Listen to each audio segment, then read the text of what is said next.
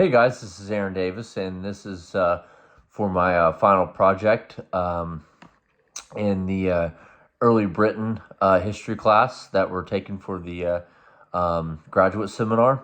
And for the final project, I chose to do it about Harold Hardrada's invasion of England in 1066 in the Battle of Stamford Bridge.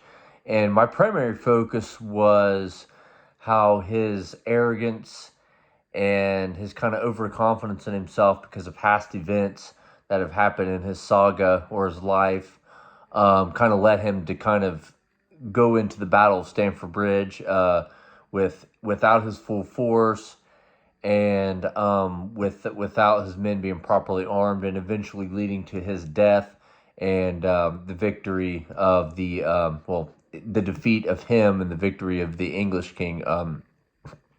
Harold Godwin's son.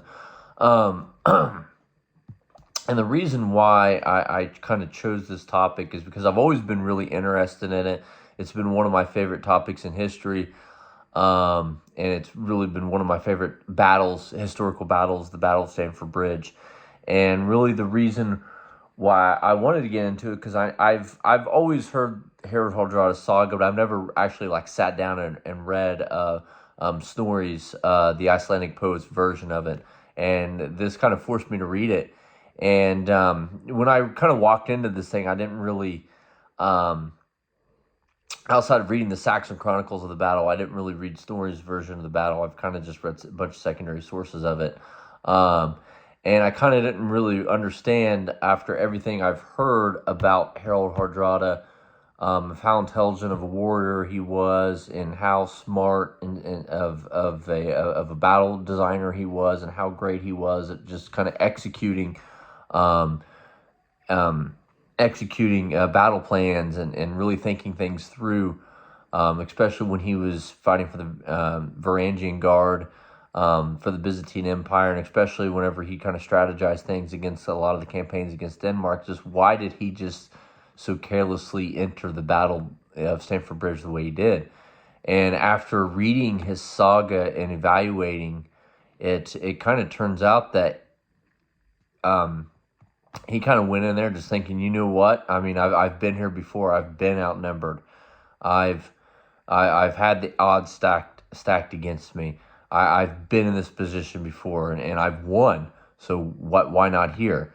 And similar to what he did at the River Nysa at the battle against Svein and the King of Denmark, he just went into, he's like, you know what, I'm going to stay in here, I'm going to fight, and we're going to win. And unfortunately, that attitude that he had at the River Nysa in Denmark didn't play out in the Stamford Bridge, because it turns out Stamford Bridge he lost. Though, I mean, Harold Godwinson did take him completely by surprise by marching his men in 190 miles in 4 days. I mean, nobody would have ever thought that he would have ever been up there, but he could have. There's a lot of different things he probably could have done to kind of save the battle, but he didn't. He just marched in there. His men weren't even properly armed because they were just expecting a treaty that day.